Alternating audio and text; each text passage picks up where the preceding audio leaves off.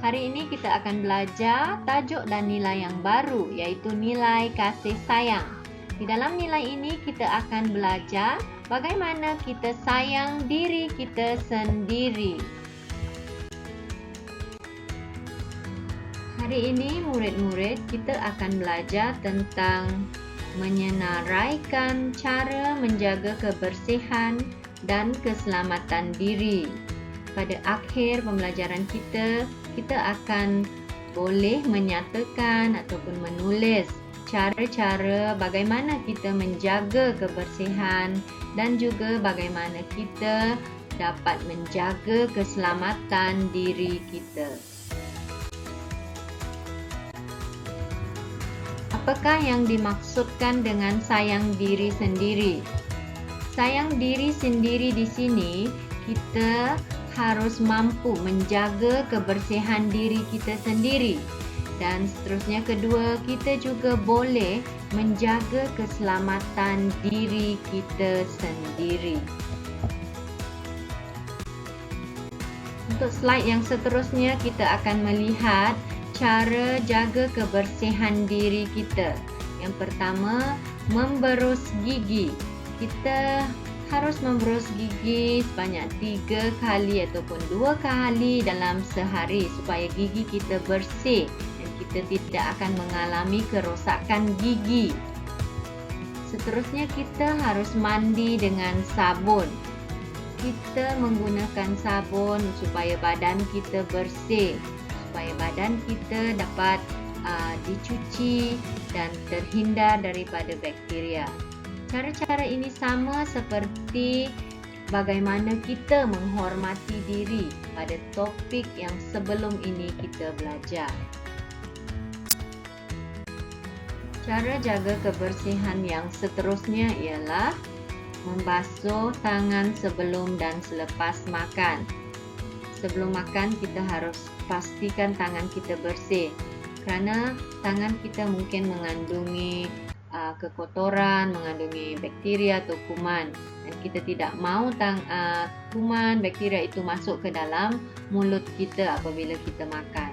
Pastikan kita basuh tangan kita, cuci tangan kita selepas kita makan juga. Seterusnya menutup mulut ketika bersin. Ini adalah untuk mengurangkan penyebaran virus kepada orang lain.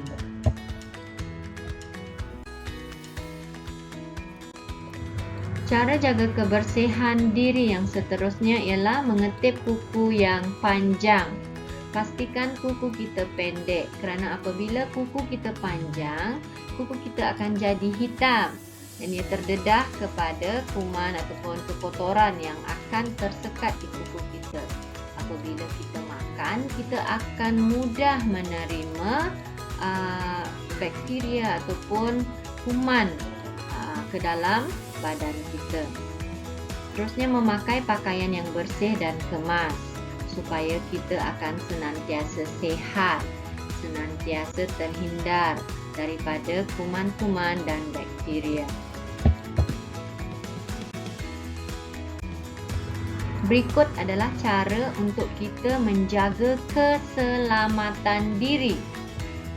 Melintas jalan menggunakan jejantas. Di kawasan tertentu ada disediakan jejantas untuk memudahkan pejalan kaki melintas jalan. Ini adalah untuk keselamatan, terhindar daripada kemalangan yang mungkin boleh terjadi. Tidak bermain di tengah jalan raya. Jalan raya adalah tempat bukan untuk kanak-kanak ataupun sesiapa pun bermain. Jadi kalau kita mahu bermain, kita harus bermain di kawasan seperti taman permainan ataupun di padang.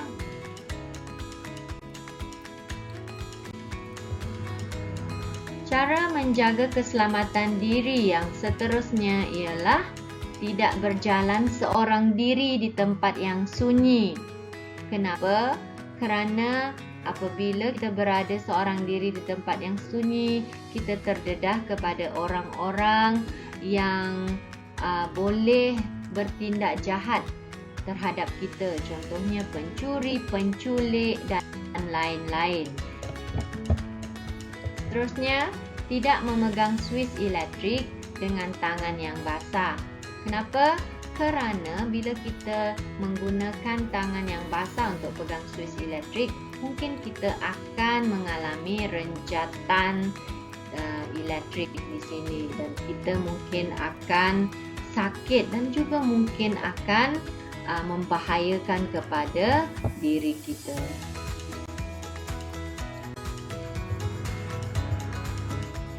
Sayang diri harus menjaga kebersihan dan keselamatan diri kita setiap masa. Sebelum ini tadi kita tengok beberapa cara menjaga kebersihan dan keselamatan diri. Jadi kita harus pastikan semua itu kita lakukan. Itulah yang menunjukkan bahawa kita sayang kepada diri kita. Kita harus sayang diri kita sebelum kita sayang orang-orang yang ada di sekeliling kita. Jadi sampai di sini pembelajaran kita pada hari ini. Terima kasih.